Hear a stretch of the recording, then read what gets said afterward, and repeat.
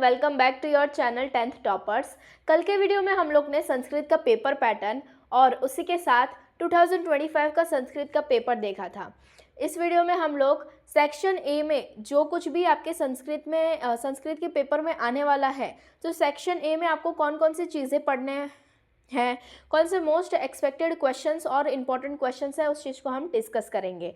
और इस वीडियो को बनाने का मेरा जो मकसद है, मेरा जो एम है, वो सिर्फ यही है कि अगर ये मटेरियल्स को पढ़ के मैं 97 स्कोर कर सकती हूँ तो आप भी क्यों नहीं कर सकते हैं। तो मैं ये मटेरियल शेयर करके आपकी बस हेल्प करना चाहती हूँ। वीडियो में एंड तक बने रहिएगा। नेक्स्ट 4 वीडियोज़ में हम लोग वहाँ पे कवर कर रहे होंगे सेक्शन बी सेकेंड वीडियो में, सेक्शन सी थर्ड वीडियो में, सेक्शन डी जो है वो फोर्थ वीडियो में, और सेक्शन ई जो कि हमारा लास्ट सेक्शन है संस्कृत के पेपर का, उसे हम लोग डिस्कस कर रहे होंगे वीडियो नंबर 5 में।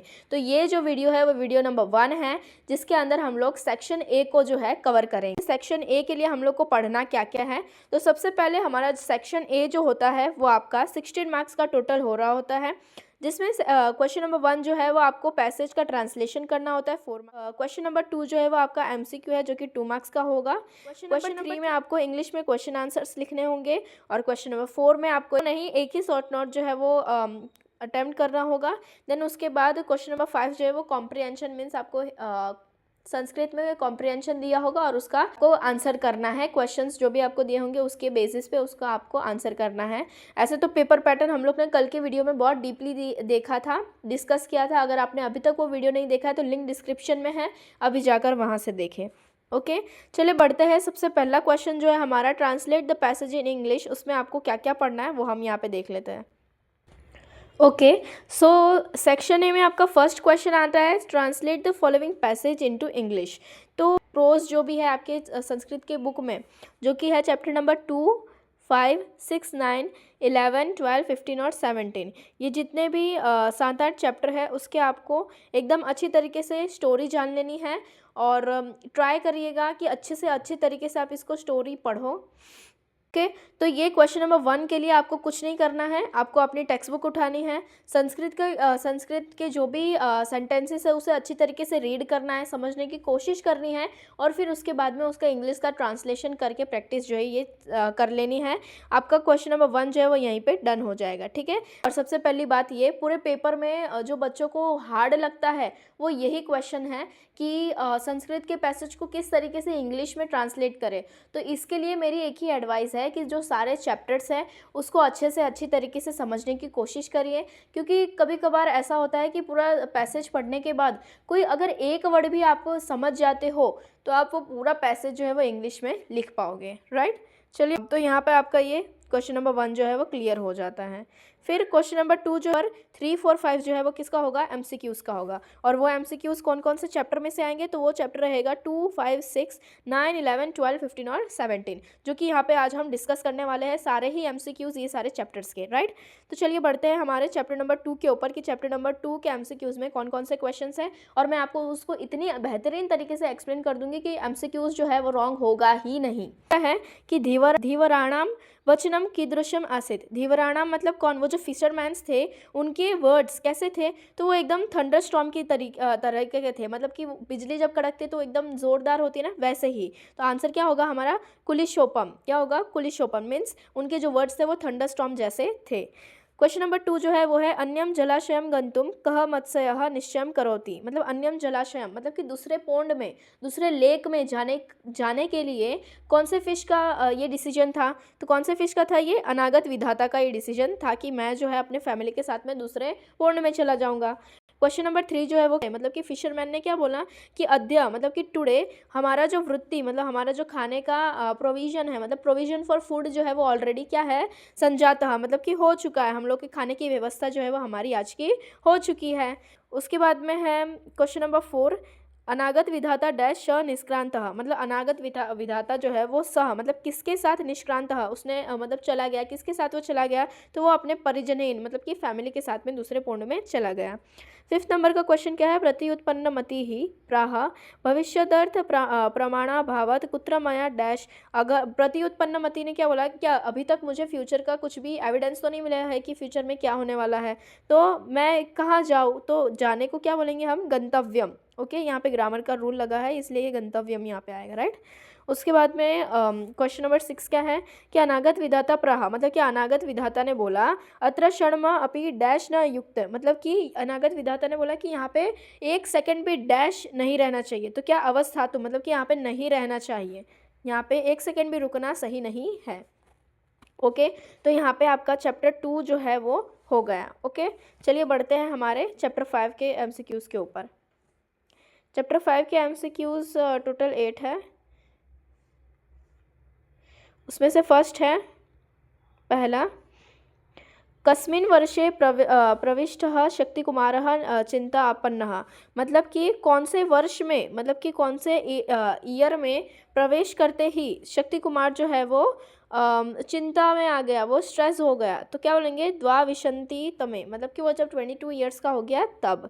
उसके बाद सेकंड क्वेश्चन क्या है कि सृष्टिपुत्रः किमर्थ देशम अभ्रमत, मतलब कि जो मर्चेंट का बेटा था सृष्टिपुत्र, वो क्यों मतलब कि एक देश से दूसरे देश में घूम रहा था, तो किसके लिए, दार ग्रहणाय, मतलब कि अपनी वाइफ को चूज़ करने के लिए कि कौन सी उस कन्या जो है उसके लिए परफेक्ट रहेगी।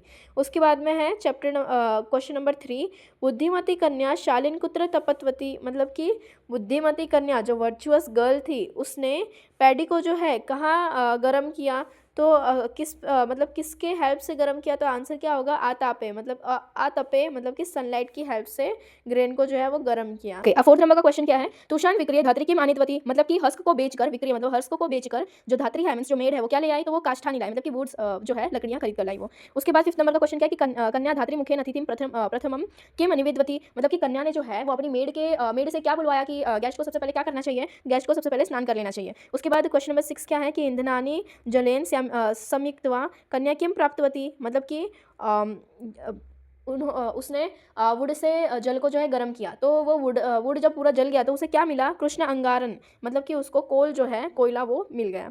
उसके बाद भोजनांते कन्या कश्य व्यवस्था कृता, ये क्वेश्चन जो है थोड़ा इंपॉर्टेंट है, ये एग्जाम में आपको देखने को मिल सकता है। इसमें क्या बोला गया है कि भोजन के अंत में उसने गेस्ट को क्या प्रेफर किया कि उसे क्या खाना चाहिए, तांबुलश्य मीन्स बटर, पान जो आता है ना वो उसको खाना चाहिए। फिर उसके बाद में 8 नंबर का क्वेश्चन क्या है कि कन्या विविधम व्यंजनम केन विरचितवती, कन्या ने किससे खाना बनाया, तो स्वकीयन बुद्धि बलेन, मतलब कि खुद की बुद्धि के बल पे उसने जो है पूरा खाना जो है वो प्रिपेयर किया था। उसके बाद बढ़ते हैं हमारे नेक्स्ट चैप्टर पे, चैप्टर नंबर 6। क्या बोला इसमें, जल प्रवाह है गुरुः शिष्यम किम दर्शयति, मतलब कि जल के प्रवाह, मतलब कि वाटर करेंट के थ्रू, मतलब कि उसके शिष्य को क्या दिखा रहा था, तो काष्ठ खंडम, मतलब कि वुड दिखा रहा था, मतलब जो लॉग होता है ना लकड़ी का टुकड़ा वो दिखा रहा था। फिर उसके बाद में वयम सर्वे मानवाः कीदृश इव स्म, मतलब कि हम सब ह्यूमन बींग्स जो है वो किसके जैसे है, तो काष्ठा इव, मतलब कि वुड जैसे है, काष्ठ खंडा इव।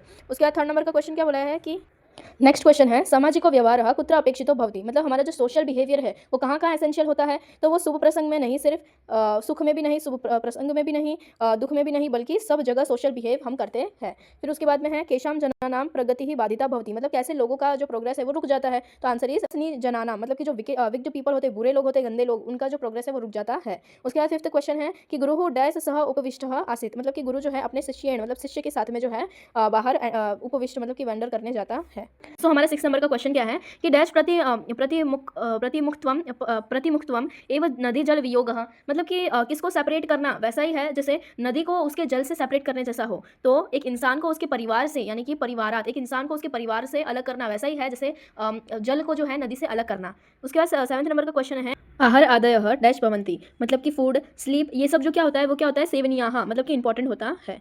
उसके बाद है 8 नंबर का क्वेश्चन सामाजिक व्यवहारः शक्तिमती क्रम्यः न डैश, तो क्या आएगा, भवेत, ये भी यहाँ पे ग्रामर का रूल लगा हुआ है। 9th नंबर का क्वेश्चन क्या है कि गमन मार्गे डैश विघ्नाः भवन्ति, मतलब कि गमन मार्ग पे, मतलब कि गमन मार्गे मतलब कि समुद्र तक पहुँचने के वे तक, मतलब कि रास्ते में कितने सारे विघ्न ऑब्स्टिकल्स आते हैं, तो टोटल 4 ऑब्स्टिकल्स आते हैं। बढ़ते हैं अपने चैप्टर 9 की तरफ। चैप्टर 9 का फर्स्ट क्वेश्चन देखते हैं। फर्स्ट क्वेश्चन है इंद्रियाश्च स्थापितम समुत्स्थापितम रजः किम कलुष्यति, मतलब कि क्रोध से क्या पहले कलुषित मतलब दूषित होता है, तो आंसर इज दृष्टि, मतलब कि हमारा विजन। उसके बाद कुपिता बुद्धि ही किम न पश्यन्ति, मतलब जो एग्रेशन से भरा हुआ हमारा जो बुद्धि है, माइंड है, वो किसे नहीं देख पाता, तो आत्मदोषम, खुद के ही दोष को, खुद के ही गलतियों को देख पाता नहीं है। उसके बाद थर्ड नंबर का क्वेश्चन है कि कुपितस्य स्वद सलीलात पूर्वम किम गलती, मतलब कि एग्रेशन में क्या स्टार्ट हो जाता है सबसे पहले, तो तपह, पर्स्पिरेशन, मतलब कि हमें पसीने आने लगते हैं। उसके बाद में फोर्थ नंबर का क्वेश्चन क्या है कि कुपितस्य पूर्वम अयशः डैश अनंतरम अधरः। ओके, तो इस क्वेश्चन का मतलब क्या है कि एग्रेशन से भरे हुए इंसान की सबसे पहले क्या क्या खत्म होती है, तो स्फूर्ति, रेपुटेशन खत्म होती है। उसके बाद में सैल्यूशः का मीनिंग क्या है, what is the meaning of सैल्यूश, तो इट मींस एक्टर। ये सबसे इंपॉर्टेंट क्वेश्चन है, एग्जाम में काफी बार देखने को मिला है ये क्वेश्चन। उसके बाद में सिक्स्थ नंबर का क्वेश्चन है कि वृत्त मुक्ता चित्त वृत्ति ही कीदृश इव मैनरलेस लोगों का क्या बन गया है पूरा, तो एक हार यष्टि, मतलब एक पूरी माला बन गई है।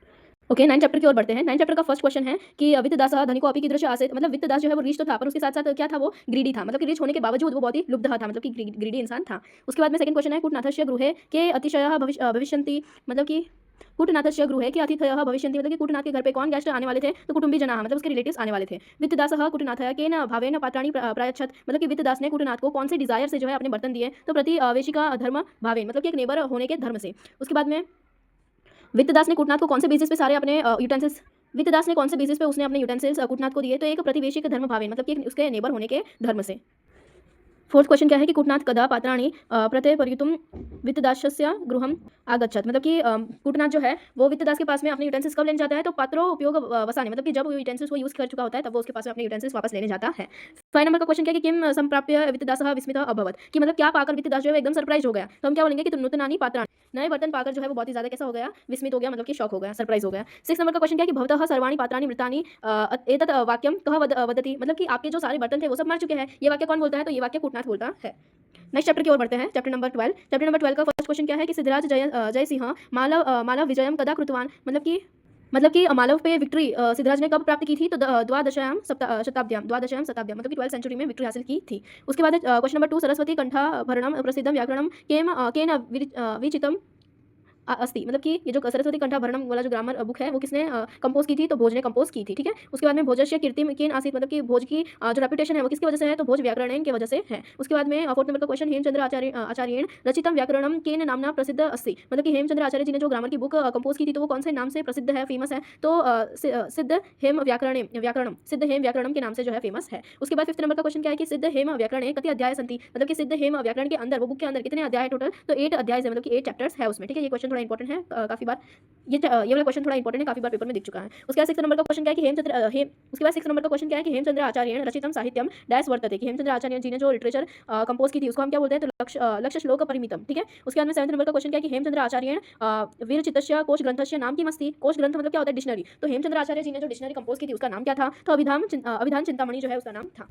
नेक्स्ट चैप्टर की ओर बढ़ते हैं, इसके बाद सिर्फ एक और चैप्टर हमारा बचेगा, वो होगा चैप्टर नंबर 17, ठीक है। चैप्टर नंबर 15 का देखते हैं क्वेश्चन। फर्स्ट क्वेश्चन क्या है कि अर्जुन किम द्रष्टुकामः भूलोकम आगच्छत्, मतलब अर्जुन जो है वो किसको देखने के लिए भूलोक पे, मतलब पृथ्वी लोक पे आया था, तो पृथ्वी मतलब कि अर्थ को देखने के लिए आया था। सेकंड क्वेश्चन क्या है, तृषातुरः अर्जुनः कुत्र गतवान, तृषातुर मतलब कि थर्स्टी अर्जुन जो है वो कहां पे जाता है, तो सरोवर मतलब कि सरोवर के पास जाता है। उसके बाद थर्ड नंबर का क्वेश्चन क्या है कि प्रकृति निर्माता, मतलब कि प्रकृति के द्वारा बना हुआ सरोवर की दृश्य भवंती, मतलब कि कैसे होते हैं, जो नेचर के द्वारा बने हुए सरोवर होते हैं वो कैसे होते हैं, पीने लायक पानी वाले होते हैं, तो पेय जला, ठीक है। उसके बाद फोर्थ नंबर का क्वेश्चन क्या है कि युवक की दृश्य आसित, मतलब कि वो जो यंग मैन था वो कैसा था, तो भग्नदंतः, मतलब कि उसके दांत जो है वो टूटे हुए थे। उसके बाद फिफ्थ नंबर का क्वेश्चन है महाभारत कालिका जनाः की दृश्य आसान, मतलब कि महाभारत के टाइम के लोग वो कैसे थे, तो स्थूल काया, मतलब कि एकदम स्ट्रॉन्ग बॉडी, स्टाउट बॉडी उन लोग की हुआ करती थी।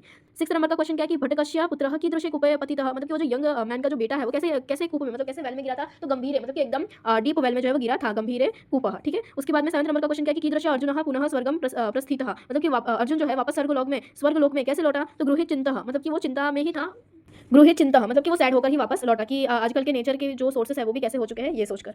उसके बाद 17 नंबर का चैप्टर है जिसमें 5 क्वेश्चन है ओनली, उसे हम फटाफट देख लेते हैं, देन नेक्स्ट क्वेश्चन पे पढ़ेंगे हम, ठीक है। फर्स्ट नंबर का क्वेश्चन क्या है कि केन रूपेण पदार्थः परस्परम भिन्नः प्रतीयन्ते, ओके किस तरीके से जो पदार्थ है वो सेम होते हैं, तो आकार मतलब कि शेप के हिसाब से वो सब सेम होते हैं। उसके बाद है सेकंड नंबर का क्वेश्चन है यदा पदार्थः क्रियायां प्रयुक्तः भवन्ति तदा कस्य प्रतीतिः भवन्ति, मतलब सादृश्यस्य। थर्ड नंबर का क्वेश्चन है स्वर्णादयः डैश सन्ति, मतलब कि स्वर्ण गोल्ड सिल्वर ये सब क्या होते हैं, धातव, मतलब कि मेटल होते हैं। ये क्वेश्चन बहुत इंपॉर्टेंट है, ओके। उसके बाद में फोर्थ नंबर का क्वेश्चन क्या है कि पतंजलेः स्थित कालः कति वर्षेभ्यः पूर्वम अस्ति, तो 2 वर्षेभ्यः पूर्वम अस्ति। उसके बाद में फिफ्थ, ये भी क्वेश्चन बहुत ज्यादा इंपॉर्टेंट है, देखो यहाँ पे स्टार मार्क ऑलरेडी, तो you have to also mention that this question is important, okay. Fifth number का क्वेश्चन क्वेश्चन है कि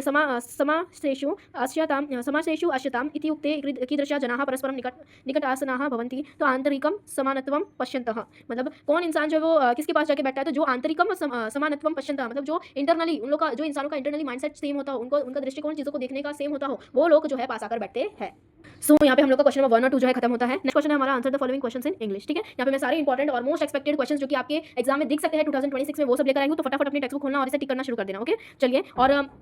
और एक चीज़ मैं और बता देना चाहती हूँ, ये वो पेपर के यहाँ पे फोटोज मैंने लगाए हैं, जो नोट्स मैंने खुद के लिए बनाए थे कि हाँ मुझे ये क्वेश्चंस पढ़ के जाना है एग्जाम में। तो डेफिनेटली मैं आपको कहना चाहती हूँ कि मैं खुद शॉक थी कि जो क्वेश्चंस मैं पढ़ के गई थी वही 2025 के पेपर में दिख गए थे। और ये चीज़ का एविडेंस मैंने कल के पेपर में आपको 2025 का पेपर तो दे ही दिया है। और आप मेरे यहाँ पे नोट्स भी देख सकते हो कि जो क्वेश्चंस मैंने अपने नोट्स में लिखे थे वही क्वेश्चन जो है 2025 के पेपर में आया था। तो यहाँ पे विश्वास आपको रखना ही पड़ेगा कि यहाँ पे जो क्वेश्चन है it is very important, most expected question है। तो इसे तो आपको प्रिपेयर करके ही जाना है। अगर आप इतना भी प्रिपेयर कर लोगे तो 97 मार्क्स जो है वो कोई आपको स्कोर करने से रोक ही नहीं सकता है। But only thing you have to do is that कि आपको प्रैक्टिस जो है वो बेहतर से बेहतरीन आपको करनी पड़ेगी। ओके, चलिए फर्स्ट क्वेश्चन देख लेते हैं। फर्स्ट क्वेश्चन है आपका what did the fisherman think on seeing the lake, मतलब कि आपको आप ये इंग्लिश तो समझ में आ रहा होगा, तो I don't need to explain it because आपकी एग्जाम काफी थोड़े दिन बाद ही है, तो आपको प्रिपरेशन के लिए टाइम नहीं मिलेगा अगर आप वीडियो ज्यादा लंबी हो जाएगी। इसलिए मैं यहाँ पे सिर्फ आपके लिए क्वेश्चन रीड कर दे रही हूँ। और ये जो पीडीएफ है आपको लिंक डिस्क्रिप्शन में प्रोवाइड होगा, तो आप वहाँ से जाकर इस पीडीएफ को डाउनलोड कीजिए, प्रिंट निकालिए और प्रैक्टिस करिए। और इसको अगर आप चाहे तो फोन पे भी कर सकते हो, पर प्रिंट निकलवा लोगे तो आपके पास में हाथों में होगा, तो it will be very easy to practise. Okay, चलिए सेकंड नंबर का क्वेश्चन क्या है कि what did fish tell one another after listening fisherman's conversation. ठीक है, थर्ड क्वेश्चन क्या है कि what was the opinion of Anagat Vidhata. उसके बाद है फोर्थ नंबर का question why did Pratyutpannamati give the idea to go to another lake. उसके बाद में फिफ्थ नंबर का क्वेश्चन है व्हाट डज द भविष्य believe about living the lake. इस तरीके के सारे क्वेश्चन जो भी इंपॉर्टेंट है वो सब मैंने लिख के रखे हैं यहाँ पे। देखिए सबके ऊपर मैंने यहाँ पे आईएमपी, फिर ये 2024 में रिपीट हुआ था, फिर मोस्ट आईएमपी 2023 में आया था, 24 में आया था मोस्ट आईएमपी, ये सब कुछ आप यहाँ पे देख ही सकते हो। तो ये सारे क्वेश्चंस को आपको आपकी